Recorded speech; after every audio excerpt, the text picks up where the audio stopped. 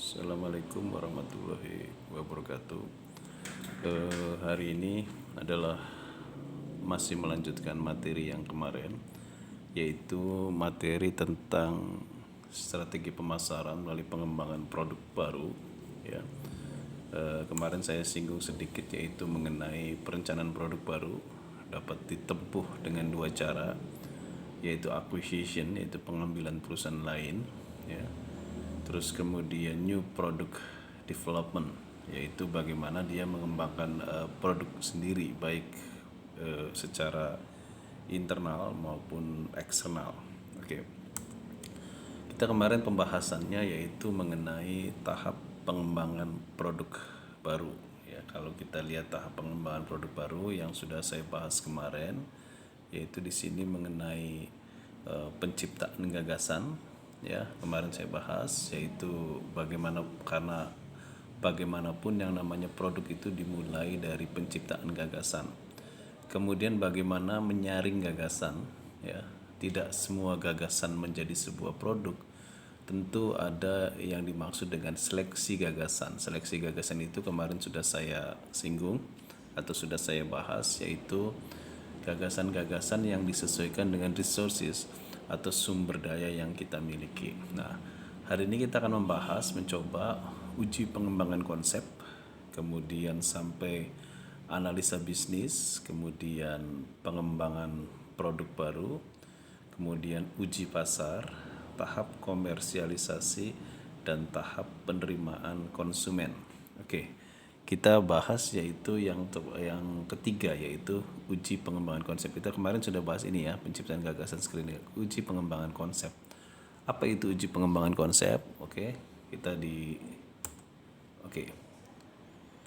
uji pengembangan konsep, ya, dalam buku Philip Kotler, yaitu sebetulnya uji pengembangan konsep itu bagaimana kita melakukan sebuah survei, ya. Tentu di sini produk itu harus disurvei. Makanya biasanya produk-produk besar yang memiliki capital yang besar, ya, modal yang besar, biasanya dia membuat semacam produk contoh, ya, produk contoh yang jumlahnya mungkin tidak banyak. Produk ini sebetulnya untuk uji pasar atau untuk diberikan ke konsumen, supaya untuk melihat konsumen. Nah, jadi di sini setelah lolos screening gagasan, gagasan itu mungkin cukup realistis untuk dilaksanakan, ya, adalah uji pengembangan konsep. Ya, jadi uji pengembangan konsep ini yaitu dengan mengadakan survei konsumen untuk produk contoh. Jadi perusahaan itu membuat produk contoh, ya, produk contoh. Ini untuk mengetahui reaksi konsumen terhadap produk kita dibandingkan produk pesaing, ya. Jadi misalkan Anda memiliki produk baru. Produk baru ini kita harus membuat sebuah produk contoh yang jumlahnya tidak banyak. Kemudian kita berikan ke konsumen. Dalam berikan konsumen bisa jadi dengan harga yang murah atau bahkan mungkin bisa jadi cuma-cuma. Tujuannya adalah kita sebenarnya untuk survei, ya. Bagaimana menangkap kesan, ya, terhadap konsumen. Apakah produk itu cukup berkesan bagi konsumen atau memuaskan konsumen kita. Dan kita juga harus survei ke konsumen itu, yaitu bagaimana keunggulan produk kita dibandingkan dengan produk pesaing. Apabila di pasar itu sudah ada produk, ya, kemudian kita membuat produk yang sama dengan pesaing kita. Jadi kita survei. Jadi intinya uji pengembangan konsep itu intinya bagaimana produk itu di mata konsumen dalam menanggapi produk tersebut, ya. Nah, kita makanya pemasaran itu lebih banyak mendengar, sehingga hasil survei tersebut bisa menjadi bahan evaluasi apakah konsep produk kita buat atau tidak. Artinya kalau ternyata konsumen banyak yang kecewa, kalau misalkan kecewanya sebelah mana, baru kita evaluasi, kita perbaiki agar konsumen itu merasa puas. Kalau ternyata memang konsumen tidak suka, kita perbaiki juga tetap tidak suka, maka bisa jadi konsep produk itu lemah, ya, atau tidak marketable, ya, karena dalam pemasaran itu yaitu yang terpenting tadi adalah marketable, adalah disukai oleh konsumen. Nah, selanjutnya itu kalau kita lihat, yaitu setelah itu uji dan pengembangan konsep. Kalau seandainya ini produk itu disukai oleh konsumen dan mendapat tanggapan yang positif dari konsumen, atau konsumen merasa puas dengan produk kita, baru kita mencoba. Kita belum launching produk besar dulu, tapi kita melakukan analisa bisnis dulu ya. Apa yang ada di dalam analisa bisnis? Kalau kita lihat di dalam analisa bisnis adalah ya, oke. Oh, sorry. Ini ada sedikit salah ya di sini. Uji dan pengembangan konsep produk ini di sini ada ini dulu, ada strategi. Maaf, saya tulis di sini ya. Bentar. Di sini cek gagasan. Saya perbaiki di sini. Ada analisa bisnis itu sebelumnya, di sini ada uji strategi dulu ya. Jadi sebelum pengembangan produk itu ada strategi. Ya ini. Nah, ini nih. Ya, yang keempat itu adalah sebelum analisa bisnis, nanti saya perbaiki di depan, adalah untuk strategi bisnis, yaitu strategi pemasarannya. Apa strategi pemasarannya? Sini. Strategi pemasarannya yaitu bagaimana mengembangkan, mengenalkan konsep keunggulan produk tersebut ke konsumen, pemasaran melalui penyusunan strategi. Nah, nanti ada strategi penempatan produk, ya. Strategi penempatan produk. Strategi penempatan produk itu adalah kemarin sudah kita bahas, ada positioning strategi itu yang di bahan UTS juga keluar ya. Ada produk itu variabelnya bisa dibandingkan antara harga dengan kualitas gitu kan, atau dengan kelompok konsumen.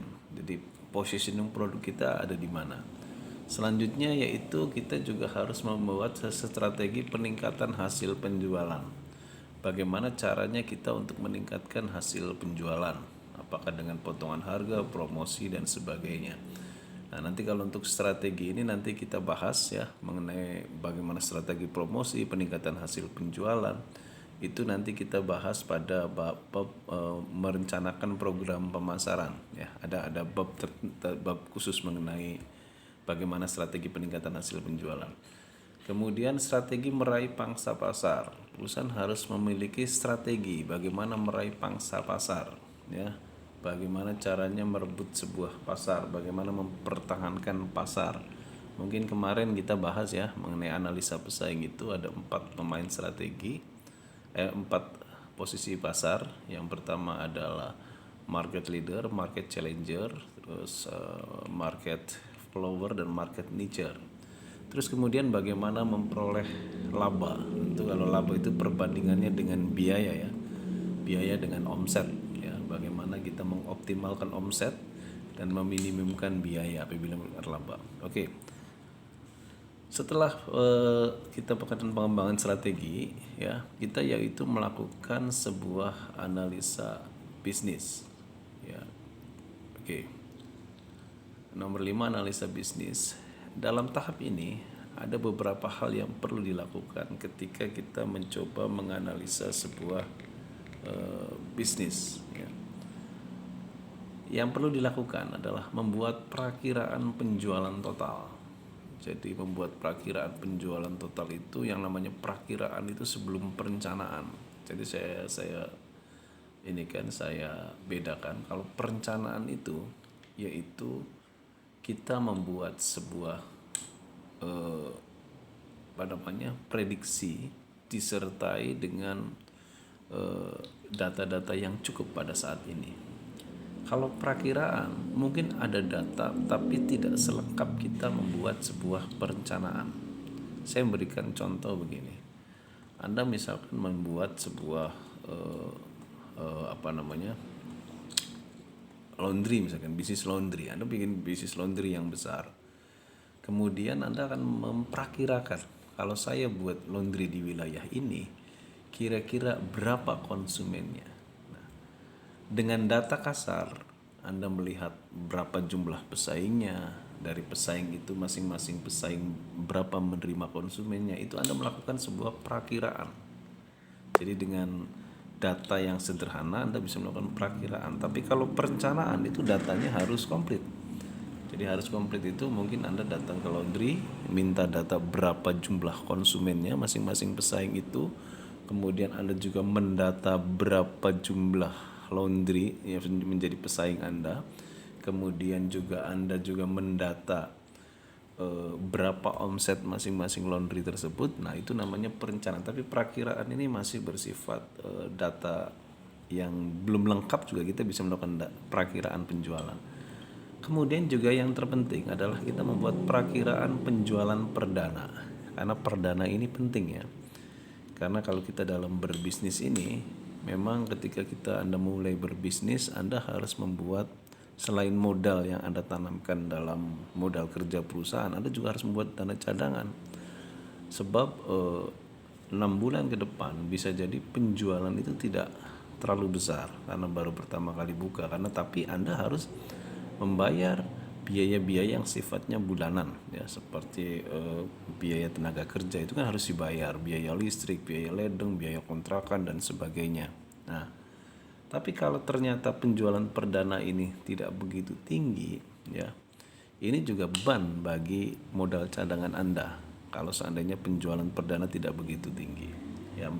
Mungkin berbeda-beda, setiap bisnis berbeda-beda. Misalkan begini, kalau bisnis yang sifatnya tidak tahan lama, misalkan Anda bisnis makanan atau kue ya, karena ada masalah kadaluarsa yang cepat, maka Anda harus memberikan penjualan perdana. Kalau seandainya 2 bulan itu masih sepi, itu merupakan warning ya. Nah, bisa jadi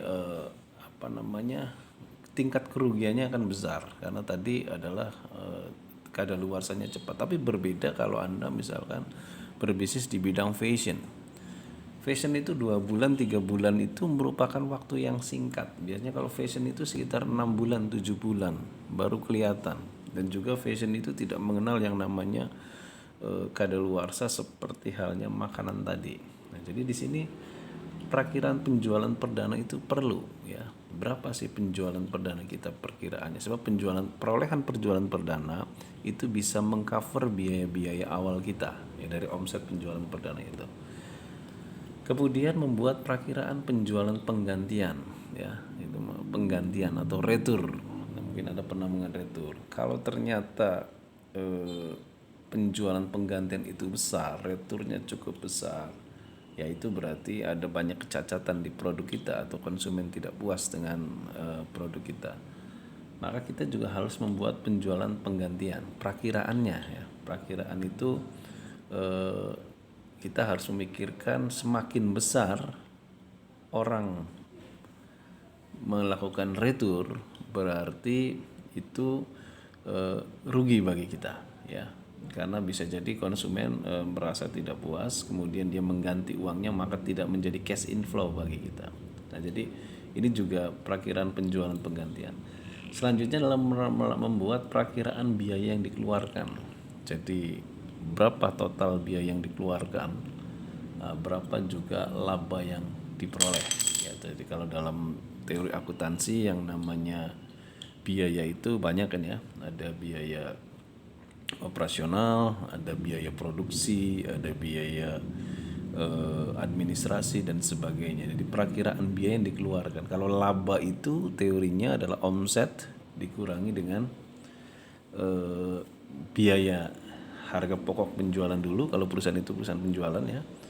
Kemudian diperkirakan juga dengan inventorinya, baru laba. Nah, laba juga bertingkat ya. Ada sampai terakhir itu ada namanya laba setelah pajak. Oke.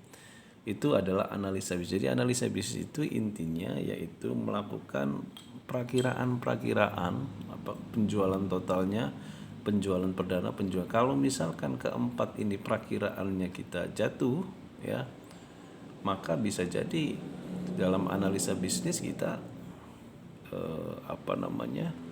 dalam analisa bisnis kita berhenti sampai di sini, tidak bisa kita launching mengembangkan produk selanjutnya karena perakiraannya tidak menguntungkan bagi perusahaan.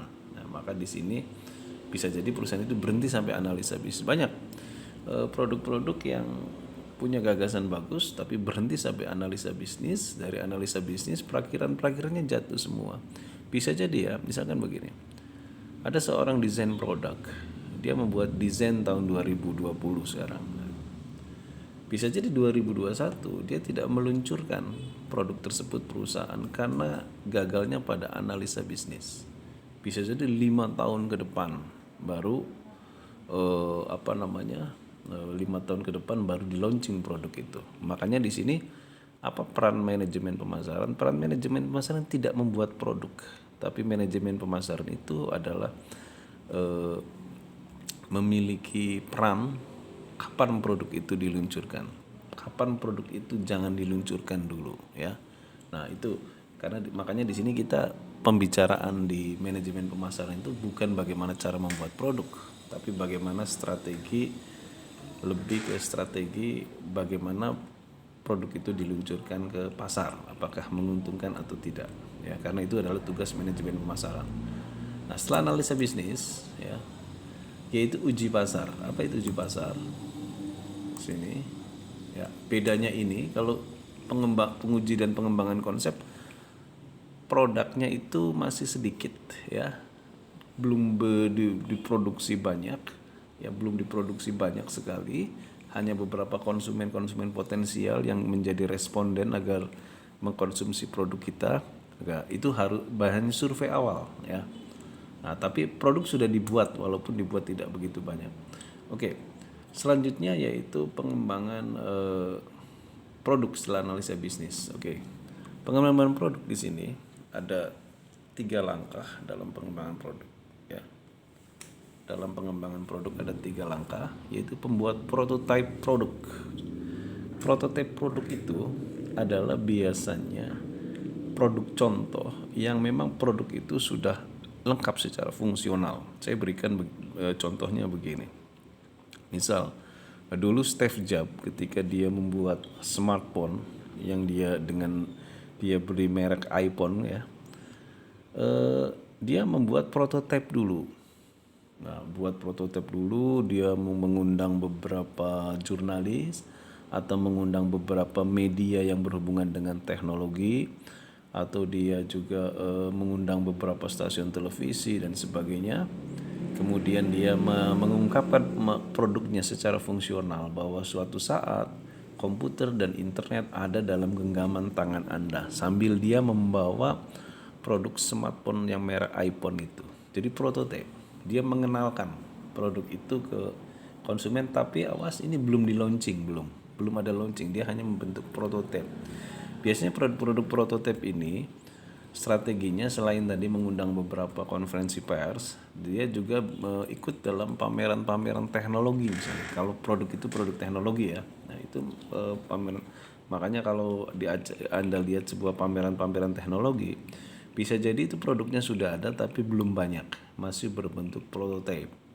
Misal ada mobil yang bisa jadi helikopter ya, terus kemudian ada drone yang besarnya semobil gitu kan, atau misalkan ada teknologi virtual reality dan sebagainya, atau misalkan robot yang sekarang banyak digunakan ya, ada robot sebagai perawat, ada robot sebagai pembantu rumah tangga, ada robot yang bekerja di administrasi dan sebagainya. Itu masih berbentuk prototipe, karena perusahaan memiliki risiko kalau produk itu langsung dijual secara banyak karena biaya produksinya kan mahal, maka dia bikin prototipe.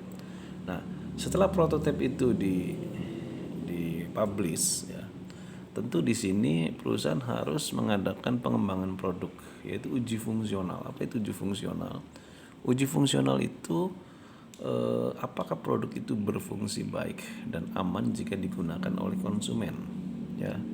Nah, biasanya kalau kita lihat film-film yang menampilkan mobil BMW atau mobil-mobil audio katro, saya lihat itu, kemudian baby Benz itu bagaimana kecepatan tinggi, kemudian dia nabrak sesuatu, itu sampai dilihat itu di dalam mobilnya itu bagaimana tingkat keparahan akibat kecelakaan itu. Jadi supaya konsumen tahu. Jadi uji fungsional, apakah produk itu berfungsi baik dan aman jika digunakan oleh konsumen, sebab sangat risiko.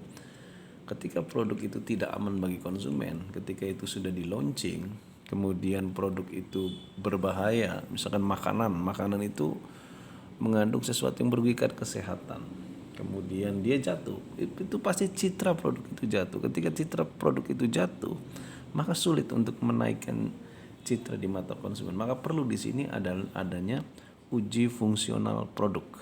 Nah, setelah itu, setelah kita membuat prototipe produk, kemudian dipublish, kemudian uji fungsional produk apakah aman atau tidak, bagaimana fungsinya, baru kita melihat tanggapan konsumen, ya. Apakah konsumen menyukai produk itu atau tidak, ya. Apakah konsumen merasa puas atau tidak terhadap produk itu. Jadi bedanya kalau yang tadi uji konsep itu hanya produknya belum begitu banyak, ya. Tapi kalau ini produk itu mulai dikembangkan secara banyak, ya. Nah, baru setelah itu kita mengadakan launching. Launching ini intinya uji pasar, ya. Nah, setelah mendapatkan informasi tentang tanggapan konsumen pada suatu produk, maka produk mulai diberi merek, ada brands-nya, ya. Diberi merek, ya, brands dan kemasan produk untuk kemudian dibawa ke pasar. Apa guna mendapatkan informasi siapa kelompok pembeli yang mulai tertarik, siapa distributor perdana yang kita tunjuk, dan bagaimana efektivitas program pemasarannya. Jadi mulai launching, dibawa ke pasar, ya, dibawa ke pasar. Setelah di pasar itu nanti kita akan lihat siapa sih kelompok pembeli yang mulai tertarik, segmennya, ya. Nanti siapa distributor perdana yang kita tunjuk, ya. Apakah kita jual di mall, apakah kita jual di supermarket, apakah kita jual di ini dan sebagainya. Kalau kita punya cabang sendiri, mungkin kita buka toko di mana dan sebagainya. Nah, dan bagaimana efektivitas program pemasarannya. Nah, selanjutnya uji pasar itu baru kita memperhitungkan bagaimana sih tingkat komersialisasinya, ya. Bagaimana tingkat komersialisasinya, ya. Bagaimana tingkat komersialisasinya itu menjawab beberapa pertanyaan. Kapan sih kita mulai memasarkan produk, launching kapan, ke wilayah mana kita memasarkannya, ya. Biasanya kalau di Indonesia itu pertama kali produk keluar itu di, kalau pusat Jakarta dulu biasanya, ya. Kemudian di Jawa Barat, Jawa Tengah, Jawa Timur, Bali, terus ke Sumatera, ya kan gitu, ya. Terus ke Kalimantan, Sulawesi dan Papua. Biasanya bertahap. Karena kalau disebarkan semua, tentu ini adalah akan resiko yang tinggi karena biayanya cukup tinggi, ya, dan belum tentu terjual semua produknya.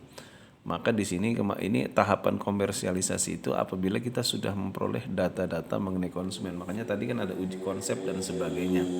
Fungsinya tadi untuk memetakan tadi, ya. Selanjutnya siapa konsumennya? Nanti akan ketemu siapa sih target marketnya.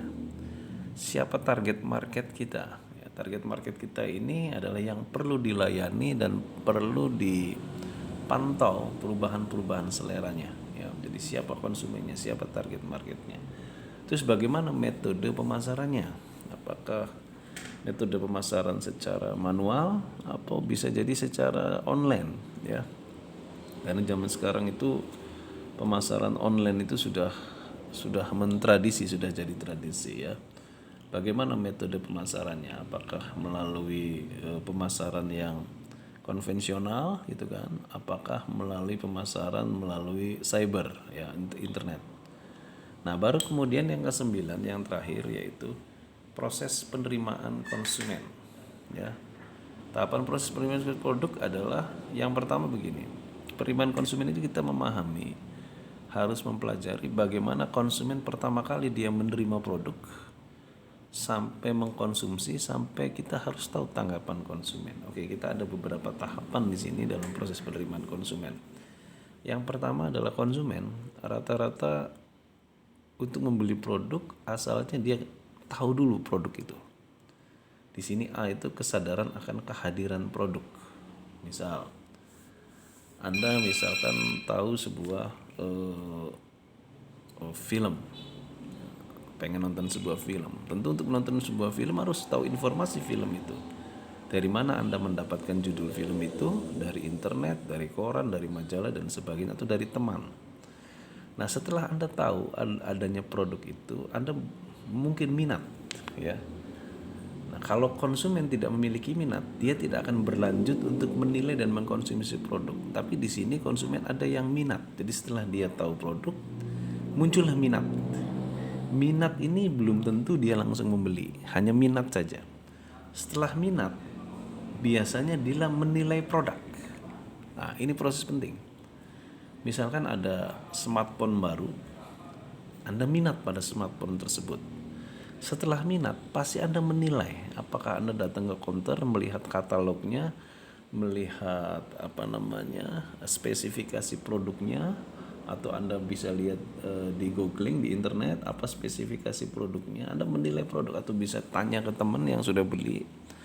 Setelah menilai produk, baru di sini proses permintaan, mengkonsumsi produk.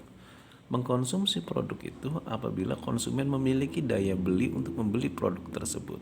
Nah, setelah mengkonsumsi produk, berarti dia sudah membeli. Pemasaran itu tidak sekedar puas pada hasil pembelian, tetapi dia juga harus menilai tanggapan konsumen. Apakah konsumen itu puas terhadap produk kita, apa konsumen tidak puas terhadap produk kita. Kalau seandainya puas, apa yang menjadi kepuasannya, apa yang menjadi ketidakpuasannya, itu adalah menjadi evaluasi pemasaran agar produk bisa produk bisa disempurnakan, ya, untuk periode-periode selanjutnya. Oke, kita akan membahas yaitu penggolangan produk baru, ya. Kemarin tahapannya kita sudah selesai, sekarang kita akan mengenai penggolongan produk baru. Kalau di modul itu sebetulnya ditaruhnya saya di depan, ya, kalau di modul, tapi dalam pembahasan ini saya ditaruh di belakang, kalau di modul di depan. Oke. Yang pertama adalah new to the world product, yaitu produk yang benar-benar baru bagi pasar dunia. Seperti Steve Jobs pertama kali meluncurkan smartphone, itu namanya new to the world produk yang betul-betul baru. Atau misalkan suatu saat muncul produk mobil bisa menjadi helikopter misalnya. Nah, itu new to the world product. Misalkan 1918 orang menciptakan kereta tanpa kuda yang kita dengan mobil sekarang. Itu adalah yang disebut dengan new to the world product, produk yang betul-betul baru. Tapi produk tadi masih dalam bentuk prototipe nomor 1, ya. Baru yang kedua, new product lines, produk mulai dipasarkan. Kalau saya lihat sejarah mobil, siapa yang pertama kali memasarkan sebuah produk mobil? Yaitu Ford, Henry Ford. Ford itu dia menciptakan sebuah mobil, ya, pertama kali. Tapi sebetulnya mobil diciptakan sudah cukup lama, tapi mulai dipasarkan itu yang disebut dengan new product lines. Kemudian new product lines ini kemudian tentu dia tidak berhenti di situ, ya. Dia akan melakukan penambahan lini produk yang sudah ada, ya. Jadi dia melakukan penambahan lini produk yang sudah ada. Misal BMW pertama kali dia membuat sebuah mobil, ya. Kemudian setelah mobil dia membuat sebuah motor, ya. Atau yang namanya Yamaha misalkan, dia asalnya membuat sebuah motor manual, kemudian muncul lagi bikin motor yang motor bebek misalkan, motor bebek, kemudian dia muncul lagi motor yang sporty. Nah, itu namanya addition to existing product line. Kemudian improvement in revision existing product, merevisi menyempurnakan produk yang sudah ada. Makanya kita lihat produk itu berseri, ya. Misalkan kalau dulu ada Supra, kemudian Supra X, kemudian kemudian kita melihat misalkan ada Avanza, ada Veloz dan sebagainya. Terus atau kita melihat mobil Kijang. Kijang ada dari ada Kijang kotak, Kijang kapsul, terus kemudian Kijang super, ya, sebelumnya itu sebelum Kijang kotak kapsul itu super, Kijang kapsul, kemudian berubah lagi sekarang jadi Innova. Itu namanya merevisi atau menyempurnakan produk yang sudah ada, improvement in revision, karena selera konsumen itu berubah, maka perlu direvisi, penyempurnaan sudah ada. Nah, ada lagi yang repositioning, membuat variasi produk baru untuk posisi pasar yang baru. Misal, dulu biasanya motor-motor baik Honda maupun Yamaha membuat motor yang sifatnya manual, ya, bergigi, ada giginya. Kemudian dia repositioning karena mengikuti selera pasar, buatlah mobil yang matic. Ya, maka akan menempati posisi pasar yang baru nih, ya. Jadi produk yang sudah ada, kemudian dia bikin lagi, kemudian berkembang lagi menjadi improvement. Nah, itu namanya repositioning. Saya berikan contohnya tadi, motor manual berubah menjadi matic. Nah, itu adalah ini. Nah, cuman ada juga perusahaan itu yang yang keenam, yaitu cost reduction, membuat produk baru dengan desain produk yang sama sudah ada. Misal begini, dulu Supra itu pertama kali dibuat pada tahun 1997. Supra itu Honda, ya. Kemudian tahun 99, 98, 99 Indonesia terjadi krisis. Maka bagaimana Supra membuat produk yang mirip dengan Supra tersebut, tetapi dengan harga yang murah. Jadi mulailah munculnya waktu itu Suprafit. Ya, Suprafit itu bentuk Supra, tapi yang lebih murah lagi untuk menangani kelas-kelas yang daya belinya rendah. Sama halnya Innova. Orang tidak mampu beli Innova, tapi pengen modelnya seperti Innova, Toyota buatlah Avanza. Nah, itu namanya cost reduction. Selanjutnya dalam mengembangkan produk baru ada beberapa kendala. Kendalanya seperti misalkan kurangnya gagasan. Ya, kurangnya gagasan juga menjadi kendala. Makanya perlu di perusahaan itu banyak-banyak orang kreatif untuk menciptakan sebuah gagasan-gagasan baru.